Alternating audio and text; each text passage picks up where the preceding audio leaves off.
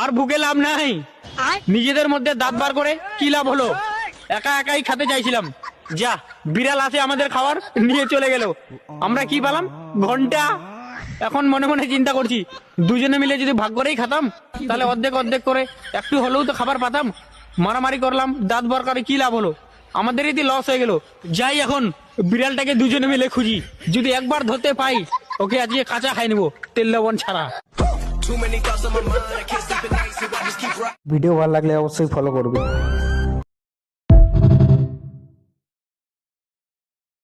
Cameraman जल्दी focus करो।